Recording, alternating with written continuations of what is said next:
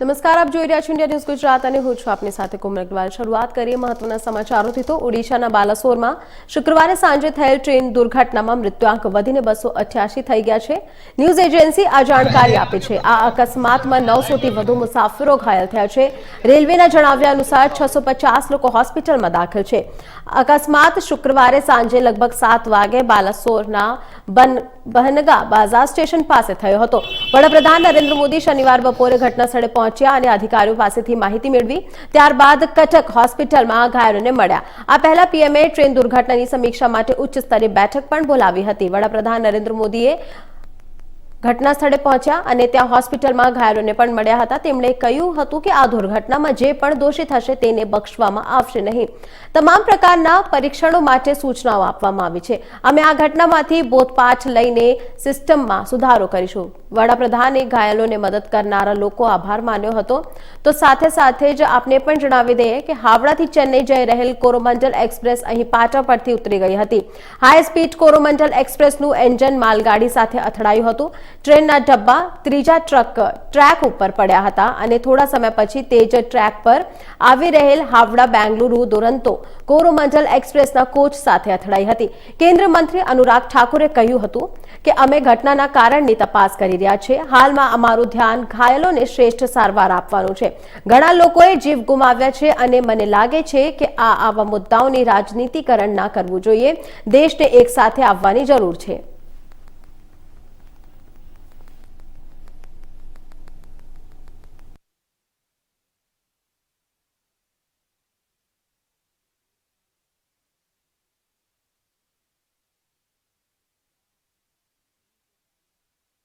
घटनास्थल पे जाकर अधिकारियों से भी मिले, जो घायल हैं उनसे भी मिले और सरकार ने अपनी ओर से पूरा सहयोग करने का काम किया है। घटना के क्या कारण रहे उसके बीच में भी जाएंगे, विस्तार में उसकी जांच भी होगी, लेकिन अभी घायलों को पूरी तरह से मदद करना, उपचार करना, उनको स्वस्थ करना, हम चाहते हैं कि जल्द से जल्द स्वस्थ हो जाएं। लेकिन जो लोग हमारे बीच में नहीं रहे इस दुर्घटना के कारण, उनके परिवारों के दुख के समय हम उनके साथ में भी हैं। 10-10 लाख रुपए मृतकों के लिए घोषणा भी की गई है। जो सीरियसली इंजर्ड है उनके लिए 2 लाख रुपए और जो माइनर इंजरी से 50,000 रुपये उसके लिए घोषणा भी की। मैं सिर्फ इतना कहूँगा कि राजनीतिक दलों को न इस पर कोई राजनीति करनी चाहिए। कि देश के सामने एक ऐसी दुर्घटना घटी जहाँ पे बड़ी संख्या में लोगों की मृत्यु हुई और इस हादसे के बाद सरकार को जो कदम उठाने थे उठाए हैं और आगे भी जो उठाने के वो भी उठाएंगे। विपक्ष जो है लगातार मैंने कहा इसमें वहीं अभी मांग कर रेल मंत्री इसके बाद इस तरह देखिए विपक्ष को जो मांगना है वो मांगे। मेरा सिर्फ इतना कहना है, ऐसे विषयों पर, ऐसी दुर्घटना पर देश को एक साथ आना चाहिए। जब कोविड की समस्या थी तब भी हम सब ने, जहां एक और भारतीय जनता पार्टी ने सड़कों पर उतरकर भी सेवा करने का काम किया, मजदूरों से लेकर गरीबों तक की। सरकार ने भी उस तरह से कदम उठाए। कुछ लोग उस समय भी राजनीति कर रहे थे। मैं इतना कहूंगा, हर समय और हर मुद्दे पर राजनीतिक अवश्य नहीं है। कुछ मुद्दों पर पूरे देश को, समाज को, राजनीतिक दलों को इकट्ठे आना चाहिए, क्योंकि ये जो घटना घटी है हम सब के लिए चिंताजनक भी थी और हम सब लोगों को अपनी सेवा भाव के साथ इसमें जुड़ना चाहिए। कोरोमंडल रेल हादसे के बाद लगातार होने की वजह से जो ट्रैक है वो ढील गया। पूरी तरीके से दुर्घटना रेलवे के इतिहास की सबसे बड़ी दुर्घटना थी और उसकी वजह से ट्रैक जो कई जगह पर टेढ़े हो गए, जिसको चालू करने की कोशिश की जा रही है। लगातार हर तरीके से कोशिश की जा रही है। अभी देखिए ये जो पोकलैंड मशीन है, इस मशीन के माध्यम से ये कोशिश हो रही है कि किसी तरीके से ट्रैक को सीधा किया जाए, क्योंकि ट्रैक को जैसे ही इसको खोला जाएगा इसके बाद ये मुश्किल हो जाएगा, फिर से इसको लगाने में टाइम लगेगा। तो ऐसे में इन लोगों ने बकायदा इसको इस तरीके से प्रेशर इधर डालकर ट्रैक को सीधा करने की जगह पर ट्रैक किया है, वहाँ पर नीचे से ये सीमेंटेड हो, तो इसको इस तरह की कोशिश जा रही है कि तरीके से इसे ट्रैक को जल्दी से जल्दी सुचारू किया जा सके। Santosh Kumar, India news. Coromandel rail हादसे की जांच की जा रही है। जांच करने के लिए सीएफएसएल की टीम यहां पर मौके पे पहुंची हुई है। ठीक इसी जगह पर सीएफएसएल की टीम यहां है। देखिए बाकायदा ये आप लोग कहां से आए हैं सर? कहां से आए हैं? CFSL Kolkata. CFSL Kolkata. CFSL Hyderabad भी यहाँ आपकी टीम में मौजूद है। हाँ, मेंबर है। क्या कुछ निकल के आ रहा फाइंडिंग? वो अभी हम डिस्कस नहीं कर सकते। मैम आप कुछ बता पाएंगे? मैं national forensic science university Gandhinagar से आई हूँ। अभी इन्वेस्टिगेशन जारी है, तो थोड़ा प्लीज़ वेट कीजिए, तब आपको शुरुआती जांच में क्या कुछ दिख रहा है? जो प्राइमा फेसी कहते हैं ना, जांच का दो होता है, एक प्राइमा फेसी दिखता है, बाद में फिर डिटेल्ड आता है। तो प्राइमा फेसी क्या आपको दिख रहा है? प्राइमा फेसी तो आपको ऑलरेडी पता लग गया होगा बहुत बार न्यूज़ में। अभी हम लोग डिटेल जांच के लिए आए हैं, थोड़ा सब्र कीजिए, डिटेल जांच पता लग जाएगी थोड़ा टाइम में। तो इस जांच प्रोसेस किस तरीके का होता है? थोड़ा सा अगर बता पाएं, पूरी डिटेल तो हम नहीं जानना चाहेंगे, थोड़ा सा आप बताएं। क्योंकि अभी हम यहाँ पे सिग्नलिंग का वो लोग चेक कर रहे हैं, अंदर जो एक्सपर्ट है सिग्नलिंग का और डिजिटल का, वो थोड़ा चेक कर रहे हैं कि क्या सिग्नल वगैरह का जो भी इशू चल रहा था उसका क्या निकल के आया है, क्या सिग्नल में कुछ प्रॉब्लम थी या क्या था, तो वो सब अंदर चेकिंग चल रही है। सिग्नल फेल कर गया था, इस वजह से लूप लाइन में चला गया, ऐसा कुछ जानकारी? अभी वो पता कर रहे हैं, अभी पता बोलना मुश्किल है अभी इस समय। अभी बोलना मुश्किल है। जांच की जा रही है। जांच इस बात की जा रही है कि सिग्नल प्रॉब्लम में सिग्नल जो सिस्टम है उसमें दिक्कत कैसे आई है। ठीक यहाँ पर देखिए कि ये स्टेशन मास्टर का, स्टेशन मैनेजर का ये दफ्तर है और यहाँ से ही वो सिग्नल दिया गया था। जो सिग्नल फेल हुआ था उसका इनिशिएशन यहीं से हुआ था और यहाँ पर सीएफएसएल की टीम है, हैदराबाद की भी टीम है। देखिए कोशिश की जा रही है, यहाँ जानने की कोशिश में जुटे हैं कि आखिर वजह क्या थी जिसकी वजह से ये हादसा हुआ। खुद प्रधानमंत्री नरेंद्र मोदी ने इस बात का जिक्र किया है कि दोषियों को नहीं बख्शा जाएगा। ऐसे में देखना पड़ेगा कि रेलवे जो ये जांच कर रही है वो जांच अपने सही तरीके से आगे बढ़ पाती है या एक बार फिर से जिस तरीके से बाकी जांच को में छोटे अधिकारियों को बलि का बकरा बनाया जाता है वो साबित होता है। संतोष कुमार, इंडिया न्यूज, बालेश्वर। વિદેશ મંત્રી એસ જયશંકરે અમેરિકામાં આપેલ ભાષણને લઈને કોંગ્રેસ નેતા રાહુલ ગાંધી પર અટકતી રીતે નિશાન સાધ્યું છે। અમેરિકામાં રાહુલના ભાષણ સાથે જોડાયેલા સવાલના જવાબમાં વિદેશ મંત્રીએ પણ આડકતરી રીતે રાહુલ ગાંધીને પાઠ ભણાવ્યો હતો। વિદેશ મંત્રીએ કહ્યું કે હું વિદેશી પ્રવાસ પર છું તો ત્યાં રાજનીતિ નહીં કરું। જો મારે દલીલ કરવી હોય તો હું મારા દેશમાં કરીશ। લોકશાહી દેશમાં દરેક વ્યક્તિની સામૂહિક જવાબદારી, રાષ્ટ્રીય હિત, સામૂહિક છબી હોય છે। કેટલીક બાબતો રાજકારણથી ઉપર ઉઠે છે। જ્યારે તમે દેશની બહાર પગ મૂકો તો ત્યારે તમારે આ બાબતો ધ્યાનમાં રાખવી જોઈએ। વિદેશ મંત્રી એસ જયશંકર દક્ષિણ આફ્રિકાના કેપટાઉનમાં હતા ત્યારે જયશંકર અહીં કેપટાઉનમાં ભારતીય સમુદાય સાથે વાતચીત કરી રહ્યા હતા। આ દરમિયાન ભારતીય મૂળના એક વ્યક્તિ વિદેશ મંત્રીને રાહુલ ગાંધીના અમેરિકા પ્રવાસ અને ત્યાં પીએમ મોદી અને દેશના વિશે થયેલ વાતચીતને લાગતો પ્રશ્નો પૂછ્યા। આ સવાલના જવાબમાં વિદેશ મંત્રીએ કહ્યું કે હું માત્ર મારા વિશે જ વાત કરી શકું છું। તેમણે કહ્યું કે રાજકારણ સિવાય પણ કેટલીક વસ્તુઓ થાય છે। આ બાબતો રાજકારણ કરતા મોટી છે। તેમણે કહ્યું કે આ અંગે મારો કોઈક બીજાથી બિલકુલ અલગ અભિપ્રાય છે અને अथवा जो कोई माराथी अलग अभिप्राय धरावे छे तो हूँ मारा घर में चर्चा करीशुं अने अथवा दलील करीश। कांग्रेसना पूर्व अध्यक्ष पीएम मोदी अमेरिका में एनडीए सरकारनी अने टीका करी हती। राहुल गांधीए देशमां लघुमतीओनी स्थिति पर पण टिप्पणी करी हती। भाजपनी आगेवानी हेठळ केंद्र सरकार पर प्रहार करता राहुल गांधीए कह्युं हतुं कि शासक पक्ष समाजनुं ध्रुवीकरण करे छे अने ते समावेशी नथी, तेनाथी भारतने नुकसान थई रह्युं छे। राहुले कह्युं हतुं कि अमुक हद सुधी तेणे नफरत पैदा करवानो, समाजनुं ध्रुवीकरण करवानो प्रयास कर्यो छे अने ते समावेशी नथी। राहुले कह्युं हतुं कि मने लागे छे के प्रेसनी स्वतंत्रता नबળી पड़ी रही छे, ते छुपाયેલ નથી અને તે ભારતમાં સ્પષ્ટ છે, તે अन्य तमाम देशों में स्पष्ट છે, दुनियाમાં તેને જોઈ શકે છે। કોંગ્રેસના નેતા રાહુલ ગાંધીએ બુધવારે યુએસના કેલિફોર્નિયા પ્રાંતના સાંતા ક્લારામાં વડાપ્રધાન નરેન્દ્ર મોદી પર નિશાન સાધ્યું હતું।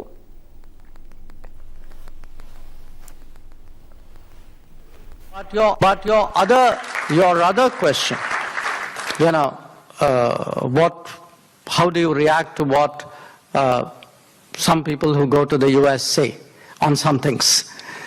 Look, I say that I can only talk for myself. I try when I go abroad not to do politics abroad. For this reason, I'm perfectly prepared to argue and argue very vigorously at home. Okay, so you will never find me wanting in that regard. But I think even a democratic culture has a certain collective responsibility. There is a national interest, there is a collective image. There are sometimes things bigger than politics. And when you step outside the country, I think that's important to remember. So I may differ strongly with someone. I could say to you I differ with them, but how I counter it, I would like to go back at home and do it, and watch me when I get back. સવારે 8 વાગે 8 હાથી 3 બળદ guard અને જળયાત્રાનું આયોજન કરવામાં આવ્યું હતું. 108 કળશથી સાબરમતી નદીના કાંઠે પાણી ભરી લેવામાં આવ્યા હતા. મંદિરે ભગવાનનો જળાભિષેક કરવામાં આવશે. તો આજે સાંજેથી ભગવાન 15 દિવસ માટે મોસાળ જશે અને આ જળયાત્રામાં ગંગા પૂજન કરવામાં આવ્યું હતું. નવા રથ તૈયાર આ વર્ષે પ્રભુ જગન્નાથ નવા રથમાં બેસીને નગર ચર્ચા કરવા માટે નીકળશે. રથમાં કલર કામથી લઈને ડેકોરેશન સુધીની તૈયારી થઈ ચૂકી છે અને આ વખતે જગન્નાથપુરીની રથયાત્રા જોવી અને જેવી જ અનુભૂતિ અમદાવાદમાં થવાની છે. પોલીસ સુરક્ષા સાથે જગન્નાથ યાત્રા નીકળશે. ગુજરાતની સૌથી મોટી ભગવાન જગન્નાથની 146મી રથયાત્રા આગામી તારીખ 20 જૂનના રોજ અમદાવાદ શહેરમાં નીકળશે. ભગવાન જગન્નાથ મંદિરની જેમ જ રથનું નિર્માણ કરવામાં આવ્યું છે, તો જેથી મંદિરના શિખર ઉપર કળશ લગાવવામાં આવે છે તેવી જ રીતે ભગવાન જગન્નાથના રથ પર પણ કળશનું લગાવવામાં આવશે. તો નવા રથમાં નીકળશે યાત્રા. અંદાજિત 74 વર્ષ બાદ ભગવાન નવા રથમાં બિરાજમાન થઈને શહેરમાં નીકળશે. ત્યારે નવા રથનું રિહર્સલ કરી તમામ કામગીરી પૂરજોશમાં કરવામાં આવી રહી છે. ભગવાન જગન્નાથના રથ પર પંચધાતુના નવા કળશ પણ લગાવવામાં આવશે અને આ કળશનું ખૂબ જ મહત્વ માનવામાં આવી રહ્યું છે.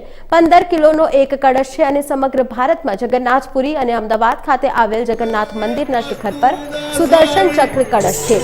જગન્નાથપુરીમાં પણ થાય છે જળયાત્રા અને જે રીતે મંદિરનો આકાર હોય છે તે જ પ્રમાણે ભગવાન જગન્નાથના રથનું પણ નિર્માણ કરવામાં આવ્યું હોય છે, જેથી રથ પર પણ કળશ ચડાવવામાં આવે છે. નવા રથ પર ભગવાન જગન્નાથના સહિત ત્રણેક રથ પર જગન્નાથપુરીમાં જે પ્રકારે કળશ હોય છે તે પ્રકારે આ વખતે અમદાવાદના જગન્નાથજીના રથ પર પણ કળશ મૂકવામાં આવશે. આ કળશને પંચધાતુના બનાવવામાં આવે છે તેમજ આ એક કળશનું વજન અંદાજે 15 કિલોથી પણ વધારે છે. આ અંગે જગન્નાથ મંદિરના મહંત દિલીપ દાસજી મહારાજના જણાવ્યા પ્રમાણે વર્ષમાં એક જ વાર ભગવાન ગજવેશમાં દર્શન આપે છે અને ત્યારે તેને જોવા માટે મોટી સંખ્યામાં લોકો મંદિરમાં આવતા હોય છે. એવું કહેવામાં આવે છે કે ગજવેશમાં ભગવાન પાસે કોઈ પણ મનોકામના મૂકવામાં આવે તો અચૂક પૂર્ણ થાય છે. નિજ મંદિરમાં ભગવાનનો જલાભિષેક કરવામાં આવ્યો હતો અને જેમાં ગુજરાત રાજ્યના પૂર્વ ગૃહમંત્રી પ્રદીપસિંહ જાડેજા, ભારતીય જનતા પાર્ટીના અમદાવાદ શહેરના પ્રમુખ અમિત શાહ, ભૂષણ ભટ્ટ અને તેમજ અમદાવાદ શહેર મ્યુનિસિપલ કોર્પોરેશનના હોદ્દેદારોએ જળાભિષેકમાં ભાગ લીધો હતો.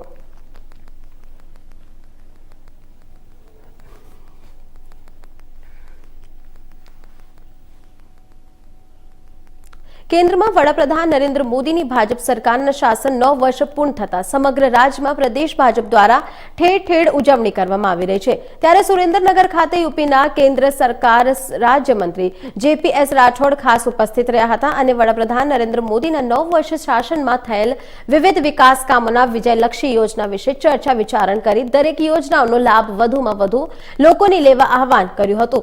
આ ઉપરાંત આગામી લોકસભા 2024ની ચૂંટણીમાં તમામ 26 બેઠકો પર ભાજપનો જ વિજય થશે તેવો વિશ્વાસ વ્યક્ત કર્યો હતો. આ ઉપરાંત જિલ્લા ભાજપના દરેક હોદ્દેદારો, આગેવાનો અને કાર્યકરોને બૂથ લેવલ શક્તિ કેન્દ્ર થકી દરેક મતદારો સુધી પહોંચાડવાનો અપીલ કરી હતી. કેન્દ્ર રાજ્યમંત્રીએ આ તકે કોંગ્રેસ સરકાર પર વિવિધ મુદ્દે આકરા પ્રહારો કર્યા અને તેમજ વિવિધ વેપારીઓ અને મહિલાઓ સાથે પણ ચર્ચા વિચારણા કરવામાં આવી હતી. વિવિધ બેઠકો દરમિયાન કેન્દ્ર રાજ્યમંત્રી સાથે નાયબ મુખ્ય દંડક જગદીશભાઈ મકવાણા, જિલ્લા ભાજપ પ્રમુખ હિતેન્દ્રસિંહ ચૌહાણ, પ્રદેશ ભાજપ ઉપાધ્યક્ષ વર્ષાબેન દોશી સહિતના આગેવાનો ઉપસ્થિત રહ્યા હતા.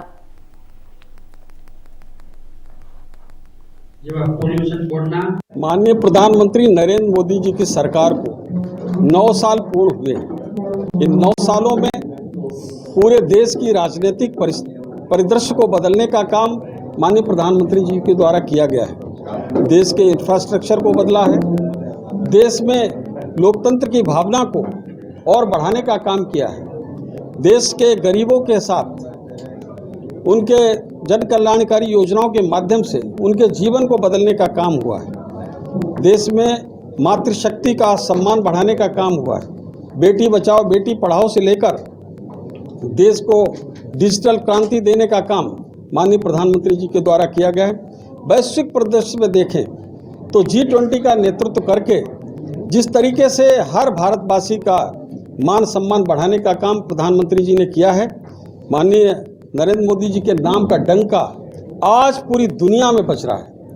आज दुनिया के बड़े बड़े राष्ट्राध्यक्ष अगर ऑस्ट्रेलिया के प्रधानमंत्री की बात कहें तो वो PM Narendra Modi is the boss कहकर उनको संबोधित करते हैं, तो वहीं सबसे शक्तिशाली राष्ट्र दुनिया का उसके राष्ट्रपति जो बाइडेन जी कहते हैं कि हमको नरेंद्र मोदी जी का ऑटोग्राफ लेना चाहिए। जो अमेरिका कभी मोदी जी के आने पर प्रतिबंध लगाने का काम करता था, आप जानते हैं कि जब माननीय मोदी जी गुजरात के मुख्यमंत्री थे उस समय अमेरिका ने माननीय मोदी जी पर प्रतिबंध लगाने का काम किया कि वो अमेरिका नहीं आ सकते। आज उसी अमेरिका के राष्ट्राध्यक्ष राष्ट्रपति जो बाइडेन जी उनके ऑटोग्राफ लेने की बात कर रहे हैं। $5 बिलियन की अर्थव्यवस्था बनाएंगे। जेव्हा पोल्यूशन बोर्डना पूर्व उनके प्रति मैं अपनी ग्रेट ब्रिटेन को भी ટેટની પરીક્ષા આપવા છોટાઉદેપુરથી ડભોઈ આવેલા વિદ્યાર્થીઓ આ સમય કરતા લેટ પહોંચતા પરીક્ષામાં બેસવા ના દેવાયા હતા, જે અંગે વિદ્યાર્થીઓએ હોબાળો મચાવ્યો હતો। વહેલી સવારે એકાએક વાતાવરણમાં પલટો આવતા વાવાઝોડું ફૂંકાતા રસ્તાઓમાં વૃક્ષો ધરાશાયી થઈ જવાના કારણે વાહન વ્યવહાર ખોરવાયા હતા, જેમાં છોટાઉદેપુરથી બસ મારફતે આવતા 60 જેટલા વિદ્યાર્થીઓ વાવાઝોડાના કારણે થયેલ ટ્રાફિકમાં ફસાતા સમયસર પરીક્ષા કેન્દ્ર ખાતે પહોંચી ન શકાયા હતા, જેના કારણે તમામ 60 જેટલા વિદ્યાર્થીઓ પરીક્ષાથી વંચિત રાખવામાં આવતા વિદ્યાર્થીઓએ હોબાળો મચાવ્યો હતો।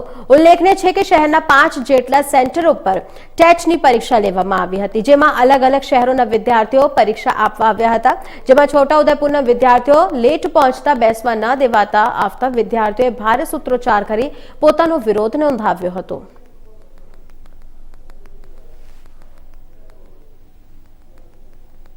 આજ રોજ તારીખ 4/6/2023 ના રોજ અમારી ટાટ 1 ની એક્ઝામ હતી, જેની અંદર અચાનક કારણસર અને વાવાઝોડું જે આવ્યું એના હિસાબે બધા જ રસ્તા બ્લોક થઈ ગયા હતા, જેના હિસાબે અમે ઘણા બધા વિદ્યાર્થીઓ આજે પરીક્ષા આપવા માટે અડધો કલાક લેટ પડ્યા અને એના માટે અમને આજે પરીક્ષા આપવા દેવામાં નથી આવી।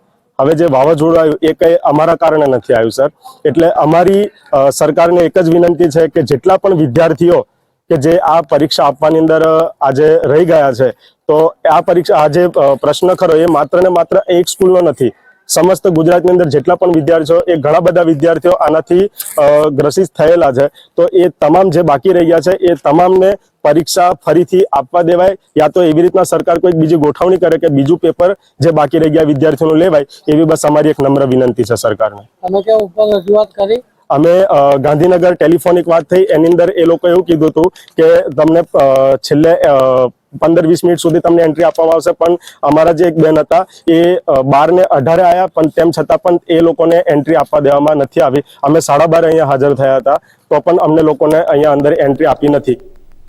બનાસકાંઠા જિલ્લાના વડગામ તાલુકાના વરણાવાડા ખાતે શિક્ષણ અને અંદાજિત વિકાસ વિભાગોના મંત્રી ડોક્ટર કુબેરભાઈ ડિંડોર, શિક્ષણ રાજ્યમંત્રી પ્રફુલભાઈ પાનશેરિયા અને સહકાર રાજ્યમંત્રી જગદીશભાઈ વિશ્વકર્માના હસ્તે બનાસકાંઠા જિલ્લા પંચાયત શિક્ષણ સમિતિ સંચાલિત મૃત માત્ર લક્ષ્મીબેન રામચંદ્રભાઈ પંચાલ પ્રાથમિક શાળાનું નિર્માણ કાર્ય અને લોકાર્પણ સમારોહ યોજાયો હતો। આ પ્રસંગે શિક્ષણ અને અંદાજિત વિકાસ વિભાગના મંત્રી ડોક્ટર કુબેરભાઈ ડિંડોરે ઓડિશાની રેલવે દુર્ઘટનામાં દુઃખદ અવસાન પામનાર મૃતકોને શ્રદ્ધાંજલિ અર્પણ કરી।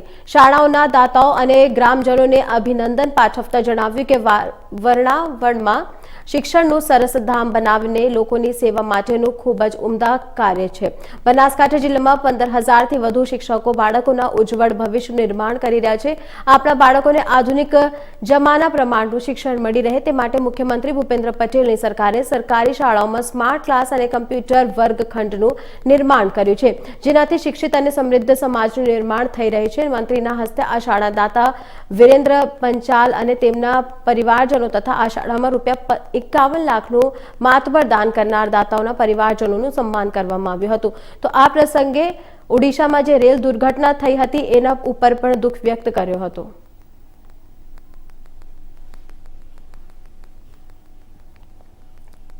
રાજકોટના જેતપુરના અમરનગર ગામે દેવડામાં પ્રવીણ વાઘેલા નામનો યુવક અકસ્માતને કૂવામાં પડ્યો હતો. મોત સામે ઝૂઝમી 15 કલાક સુધી યુવક પાણી ભરેલ કૂવામાં રહેવા છતાં જીવિત રહ્યો હતો. યુવકને પાલિકાના તેરવૈયા દ્વારા બહાર કાઢ્યો હતો. યુવકને સારવાર અર્થે સરકારી હોસ્પિટલ ખસેડવામાં આવ્યો છે.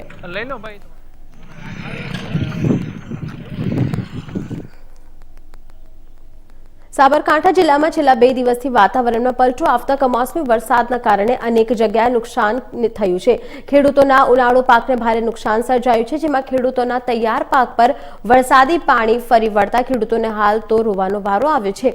સાબરકાંઠા જિલ્લામાં અષાઢી માહોલ છવાયો. જિલ્લાના વાતાવરણમાં 2 દિવસથી પલટો આવતા પવન સાથે કમોસમી વરસાદ અને પવનને લઈને તૈયાર કરેલ મગફળી, બાજરી સહિતના પાકને વાવાઝોડાએ ઉડાડી દીધું છે અને જે બેચેલ પાક હતો તો તેના પર વરસાદી પાણી ફરી વળતા ખેડૂતોને મહા મહેનતે તૈયાર કરેલ પાક પલળી ગયો. મગફળીમાં નુકસાન તો આવ્યું છે અને 20 થી 25 હજાર ખર્ચ થાય, જે તેમાંથી 50,000 આસપાસનું ઉત્પાદન થાય તો અડધી કમોસમી વરસાદના કારણે પલળી ગઈ છે.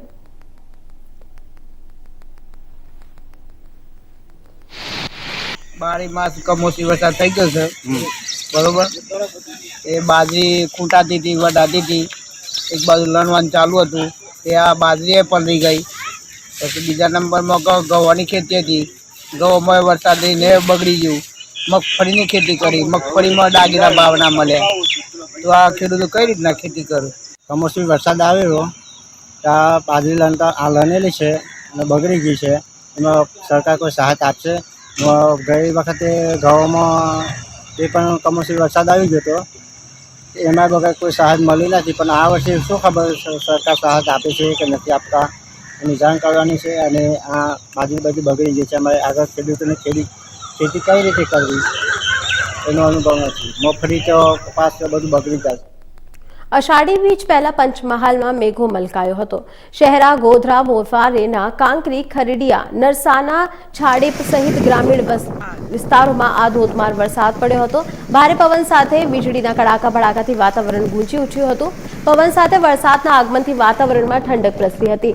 ધોધમાર વરસાદ શરૂ થતા લાઇટો ગુલ લોકોને આંધ્રામાં રહેવાની નોબત આવી હતી. બજારમાં લોકો છત્રી લઈને નીકળતા નજારે પડ્યા હતા, તો જિલ્લાવાસીઓને ચોમાસાની ઋતુ જેવા અહેસાસ થયો હતો.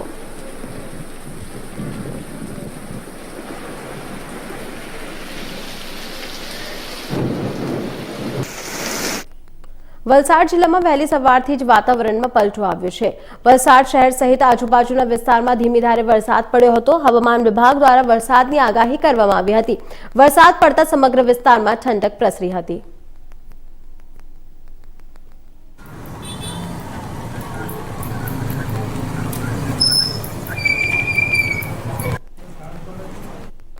દક્ષિણ પશ્ચિમી રાજસ્થાન અને તેની આસપાસના વિસ્તારોમાં સાયક્લોનિક સર્ક્યુલેશન સર્જાયું છે, જેની અસરથી આગામી 2 દિવસો દરમિયાન અમદાવાદ સહિત રાજ્યના કેટલાક વિસ્તારોમાં 30 થી 40 કિલોમીટરના સાથે પવન ફૂંકાયો, જેમાં વરસાદ પણ પડ્યો.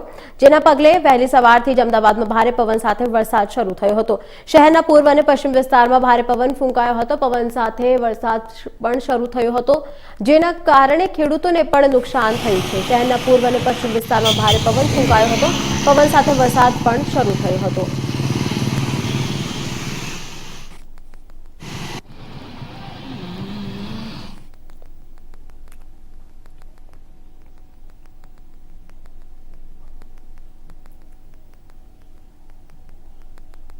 વેસ્ટર્ન ડિસ્ટર્બન્સને લઈને હવામાન વિભાગની આગાહી કરવામાં આવી હતી, જે વચ્ચે સાબરકાંઠામાં ફરી વાવાઝોડા સાથે વરસાદ ખાબક્યો છે।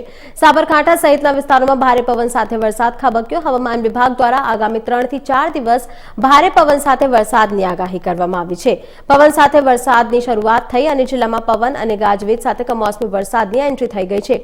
કમોસમી વરસાદથી બાજરી, મગફળી, મગ વગેરે પાકને ભારે નુકસાન સર્જાયો। ક્યાંક ઝરમર તો ક્યાંક ભારે વરસાદ પડ્યો।